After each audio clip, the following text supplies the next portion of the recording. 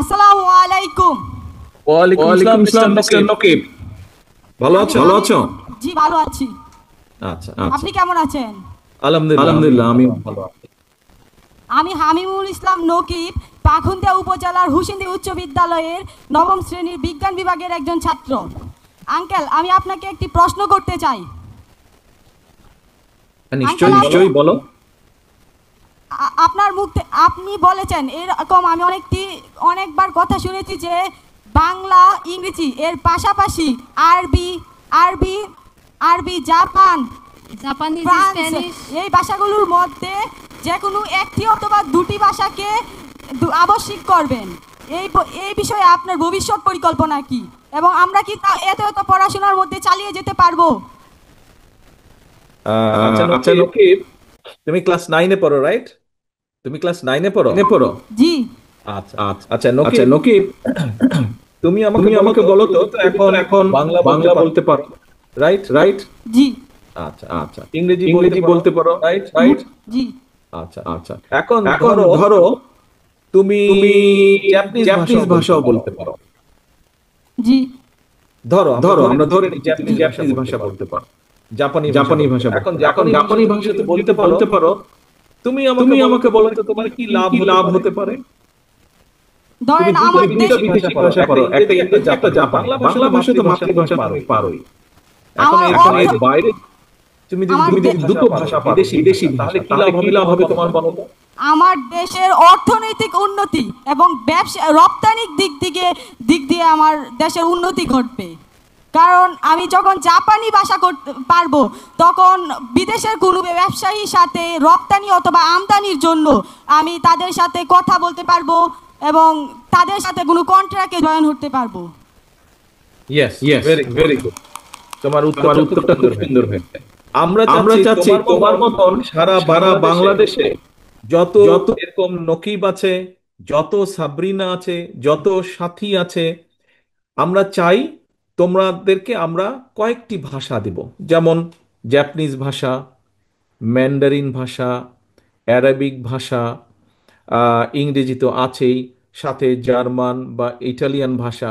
অর্থাৎ আমরা চেষ্টা করছি খুঁজে খুঁজে বের করার যে আগামী ধরো 15 থেকে 20 বছর, অন্তত 10 বছর, আগামী 10 থেকে 15 বছর পৃথিবীর কোন কোন দেশগুলোতে তোমার মতন এরকম ইয়াংস্টার যারা আছে, যারা এরকম ভবিষ্যতে একটা কিছু কাজ করতে পারবে, একটা কিছু করে দেখাতে পারবে। তোমরা দেশে তো আছোই, যদি তোমরা বিদেশে যাও তাহলে কোন কোন দেশে তোমরা যেতে পারবে এবং কোন কোন দেশে গিয়ে তোমরা নিজেদেরকে প্রতিষ্ঠিত করতে পারবে, আমরা সেই হিসাবটা বের করার চেষ্টা করছি। তার মধ্যে ধরো অস্ট্রেলিয়া আছে, তার মধ্যে ধরো মিডল স্টেট দেশগুলো আছে, তার মধ্যে ধরো ইউরোপের ইটালি আছে, জার্মান আছে, তার মধ্যে ধরো চায়না আছে, ম্যান্ডারিন ল্যাঙ্গুয়েজ আছে। এরকম অনেকগুলো দেশ আছে যেখানে প্রচুর একটা সম্ভাবনা আস্তে আস্তে তৈরি হচ্ছে। তোমার মতন নকিবরা যখন বড় হবে, তোমার মতন সাবিনারা যখন বড় তোমাদের মতন সাবিনারা যখন বড় হবে, ওরা পড়ালেখা শিখবে এবং পড়ালেখার পাশাপাশি যখন একটা মিনিমাম 2টা বিদেশি ভাষা পারবে, ইংরেজিতে তো থাকবেই, সাথে তোমার যেটা ভালো লাগবে তুমি যদি সেই ভাষাটা তখন শিখে ফেলো, তাহলে সাথে সাথে তুমি যদি এর বাইরে তুমি যদি তোমাকে আমরা ভোকেশনাল ট্রেনিংও দিব।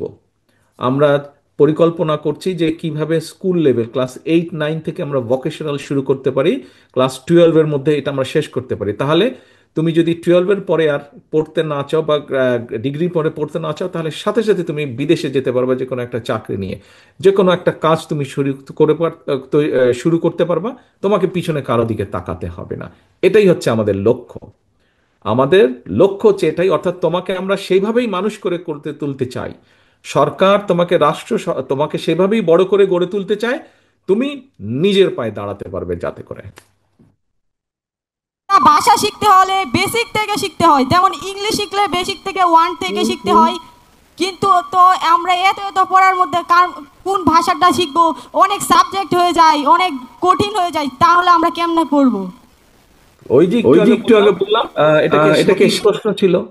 সাথী আমাকে মনে হয় প্রশ্ন করেছিল যে আহ, তোমার পাশেই তো বসে আছে বোধহয় সাথী, না?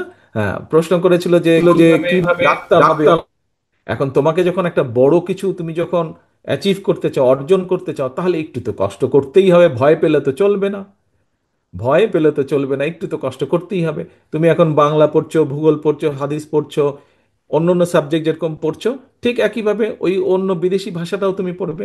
আজকে যদি তুমি একটু কষ্ট করো, আগামীকাল ইনশাল্লাহ তুমি ওটা সুফল পাবে। আপনার মতামতটি আমার অত্যন্ত ভালো লেগেছে। ভালো লাগে, ধন্যবাদ। ভালো লেগেছে। আসসালামু তুমি কি আলাইকুম। খেলো? তুমি কোন খেলা, ফুটবল খেলো ফুটবল না কি খেলো না খেলো? কি খেলো? আমি সাধারণত খেলা করি না, তা ফুটবলকে ভালোবাসি বেশি। আচ্ছা, আচ্ছা, ফুটবল তো ফুটবল খেলো, তো মাঝে খেলো, মাঝে মাঝে তো খেলো। তো খেলো। জি তো যখন তো খেলো যখন কষ্ট খেলো হয় না? কষ্ট হয় না? আপনি জি যেন যেন দৌড়াতে দৌড়াতে দৌড়াতে, দৌড়াতে, কিন্তু আপনি যদি গোলটা দিয়ে ফেলো তখন ভালো লাগে না?